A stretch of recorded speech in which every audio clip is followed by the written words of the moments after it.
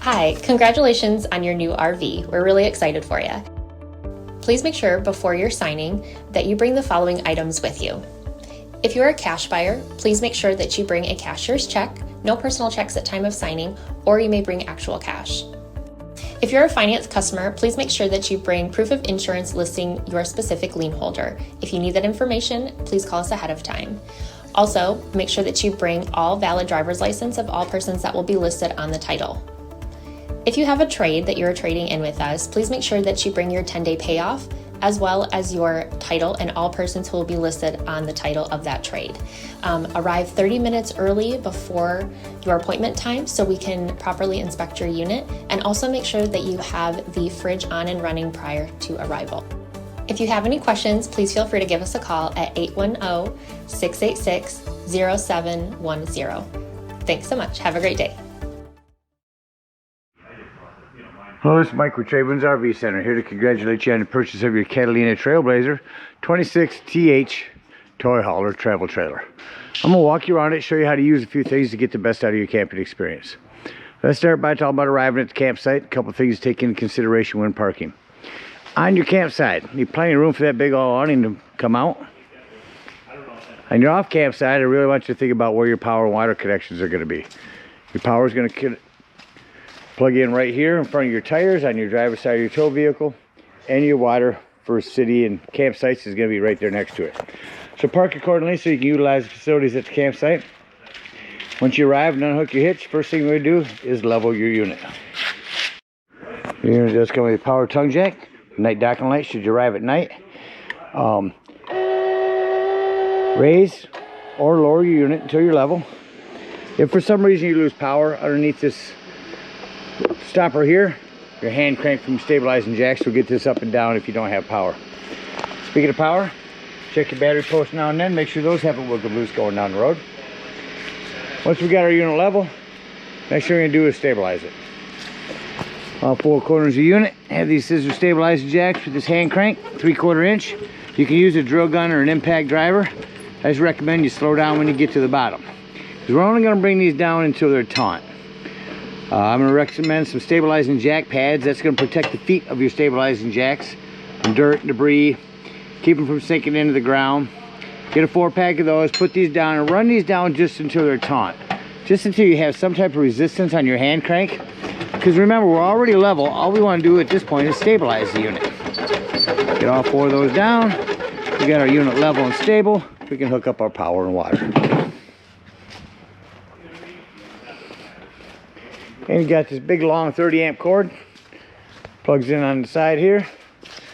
It'll go in and then twist to the right, and then put your black washer on.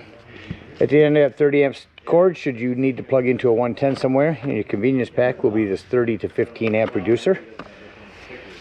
Got your power hooked up. Let's hook up our water. Now at campsites, we're going to hook up to city water connection. First and foremost, your water pressure regulator. This water pressure regulator is going to reduce the water pressure to 40 to 50 psi, protecting the lines in your unit. Always use this when putting fluid into your unit. Hook that up, hook up your hose, but don't turn your hose on. Let's find your hot water heater. Right up here at the front of the unit on your off camp side, here's your hot water heater.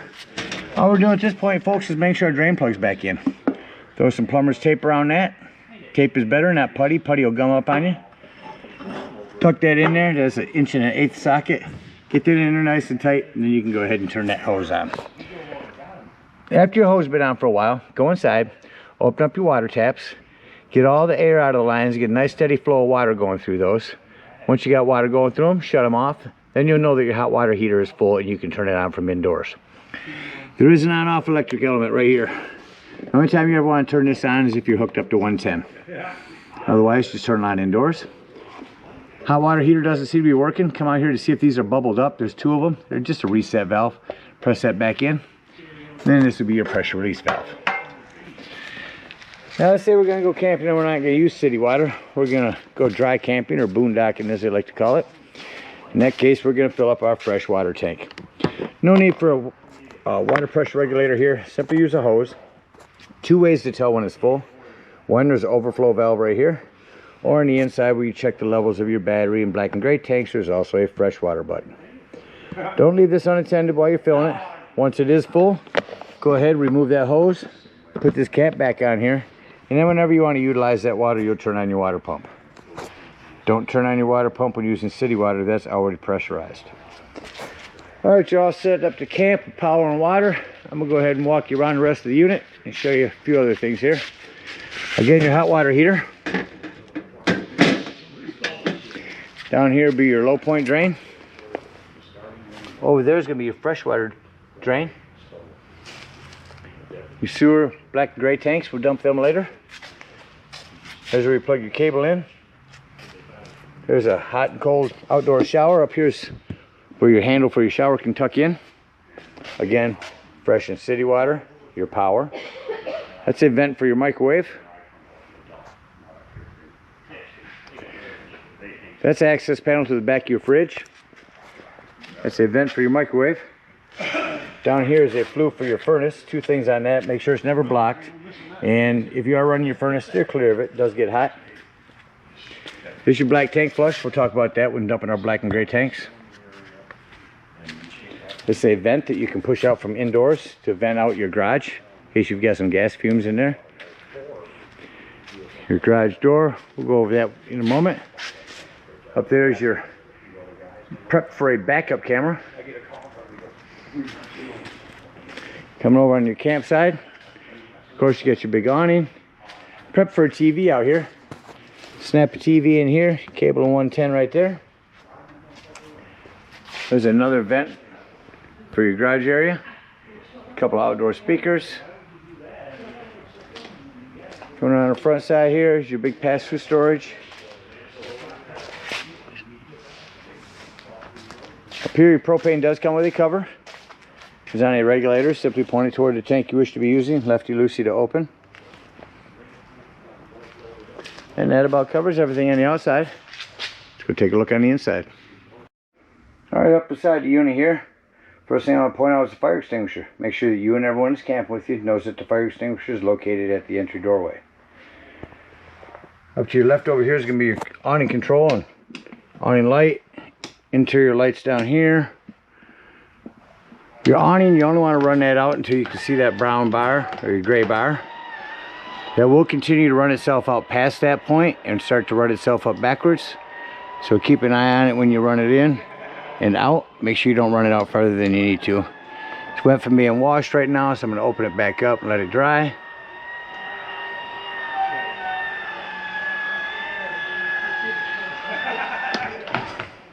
Again, a vent.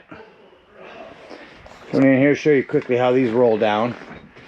If you roll it down for a bed, make sure that you put this foot down. It should just roll forward like so. Lift it up to flip it back.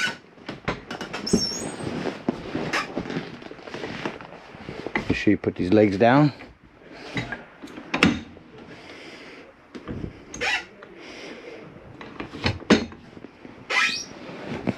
Give you seating there. That'll set up the same exact way, both of them.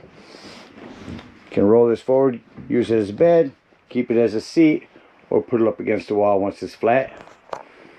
You have a strap on both sides for that. All of your tie downs. Over here's the control panel I was talking about, where you can check your battery. Your fresh tank, that's the button I said you can hold down to tell when your potable water is full. Your black and gray tanks. Here's where you turn on your water heater once you got water all through the lines. And here's where you turn on your water pump if using potable water. Coming into the kitchen area, self-explanatory microwave. You have a light and a fan above your cooktop here. This glass top makes an excellent backsplash.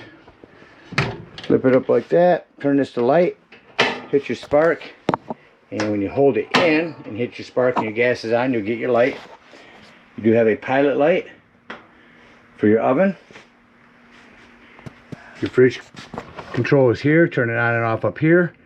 Green light means we haven't gotten the gas in yet. Down below that, access panel to your breaker box and fuses. Ton of 15s in there. Highly recommend having some of them with you when you go camping.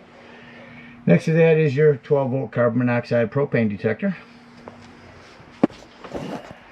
Living room here. I'll turn on your TV. So I want to tell you on your TV, You make sure you have this digital channel scan button pressed in before you run your local channel scan. Your TV, probably not picking up anything in this metal building right now. Below that, sound system, indoor, outdoor, or garage. Shut it off here, play just outdoors, or back in the garage. Looks like probably AM, FM, DVD, CD player as well. Auxiliary, Bluetooth. Continuing in your bathroom, I just want to mention this where you have 110 with GFCI reset. No plumbing to maintain, just keep an eye on it. It's all PEX pretty much nowadays. If you are bouncing a house down the road, make sure nothing's wiggled loose. For traveling, make sure that you have this snapped closed, as well as your bathroom door to the bedroom snapped open. You have a hand crank, power exhaust vent up in here. You're all prepped for a TV here with cable and 110. Your spare tire is in the storage underneath here.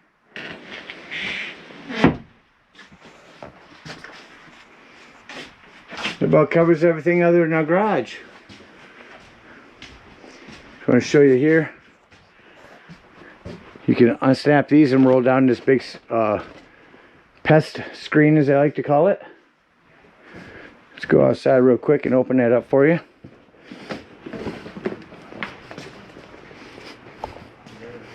So this will be locked. Once it's unlocked, pull back on that and lift this up. Do the same on both sides and just set your garage down. There's your ramp. Closing it back up. Better with two people, but perfectly capable with one person. Make sure that when you travel that you lock these back up. Keep your toys safe.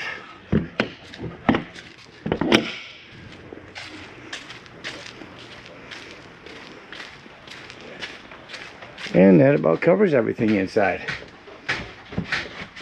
So let's act like we're leaving the campsite and close the unit up. I like to start by shutting off my interior lights. Then I can walk around and see all the individual lighting I need to shut off. And say doors and drawers. Walk through your unit. Close all doors and drawers. Make sure nothing's going to impede your no slide on this one, but nothing's going to be bouncing up and down around while you're traveling down the road. So this last light, go back to our control panel, turn on our interior lights, and again make sure everything's closed up. Now we can leave the unit. Of course, we'll bring your awning in. Make sure you lock and deadbolt your door and bring your steps up. At this point, we will unhook our cable, our water, and our power. We will bring up all of our stabilizing jacks, hook up our hitch, and head on up to the dump station. Now at the dump station, park accordingly. Your dump is kind of going to be in between the tires and the front of the unit on your driver's side of your tow vehicle. Once you arrive, you got a 10-foot hose here. Hook that up and pull sewer outlet, or as they like to call it, black tank. It's going to be the one on the left with your black handle. And once that sounds like it's no longer draining, go inside, check your panel, make sure your black tank is empty. Leave that handle open. Grab your water pressure regulator and the hose at the dump station. Come up here and hook that hose up. Again, emphasizing your black handle open. Let that run for a good 5 minutes. It's going to wash all that nastiness out of your black tank. When that's done, close that up. Check your panel. Make sure that all that black washout has emptied. When it has, close your black handle. Pull your gray handle. It's going to be cleaner water as your sinks and your showers. That'll clean your sewage hose out for you. Take and store that sewage hose in a nice, convenient, sanitary place. Once that's done, we're going to dump our low point drains. And then we're done dumping. Come up here to your hot water heater. Lift up on this pressure release valve. You must do this first, otherwise this will pop out at you as you open it. Once that's all done, put that handle back down, otherwise your door won't open or close. Then you can pull that drain plug. Hook up our hitch and head on home. Again, thank you so much for your purchase. Hope you enjoy this Catalina for many years to come. Happy camping.